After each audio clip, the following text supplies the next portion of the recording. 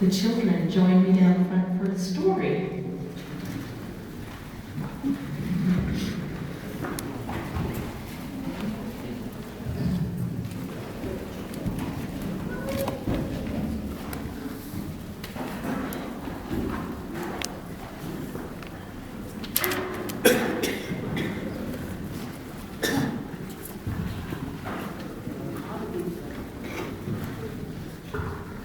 You'll want to be facing the stage so you can see Siobhan.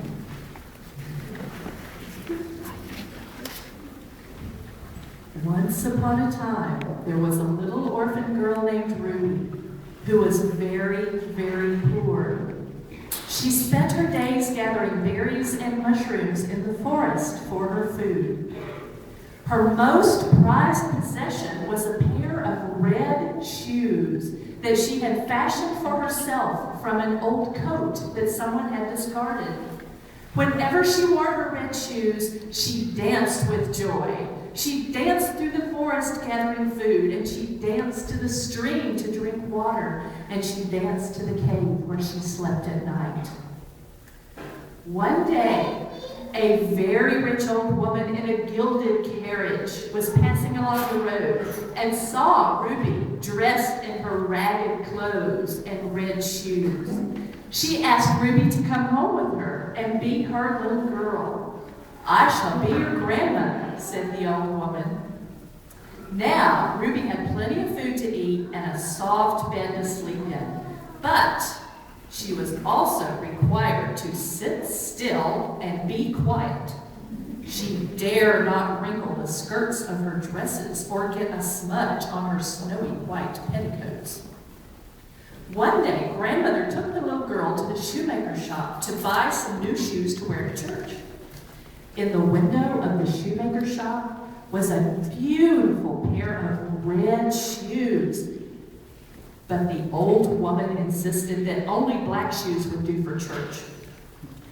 The shoemaker tried several pairs of black shoes on Ruby, but she couldn't take her eyes off the red ones.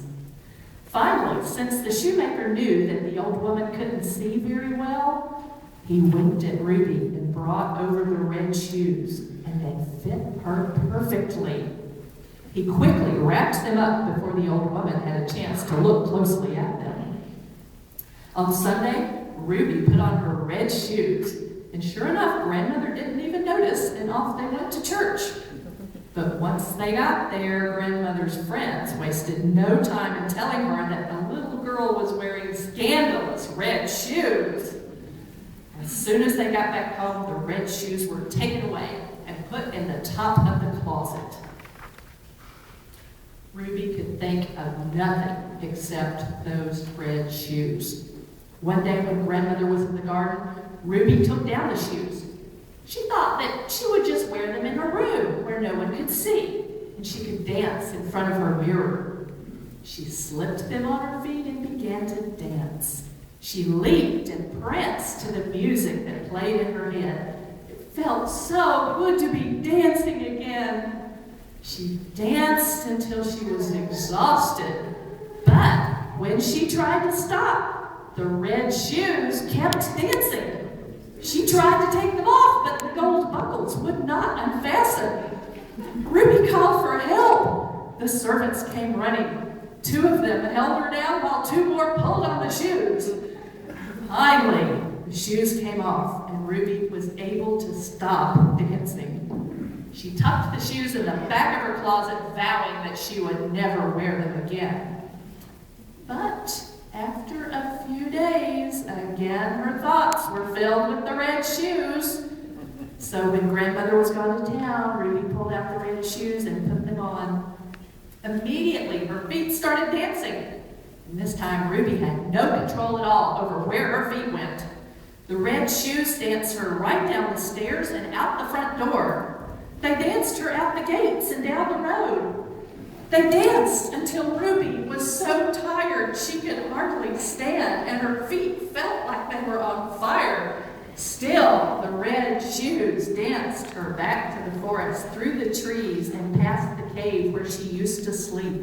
She danced right into the stream where she used to drink water and bathe. And when she did, the red shoes stopped dancing.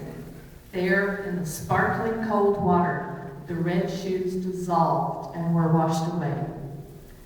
Ruby was so exhausted, she lay down on the mossy bank of the stream and went to sleep. And that's where Grandmother found her after searching the countryside. "My child, were you not happy with Grandmother? Is that why you ran away?" "Grandmother, I've never had a soft bed and plenty of food until you rescued me. But there's something else that I need. I need bright color. I need to be able to dance.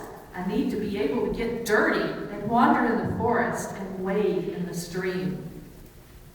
Grandmother loved Ruby so much, she wanted her to be happy. So she granted her wishes, and Ruby and her grandmother lived happily ever after.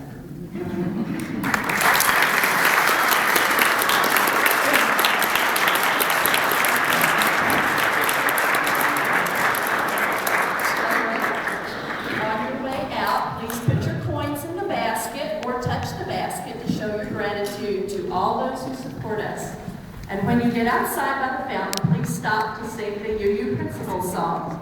And remember to sing with us on your way out of the sanctuary.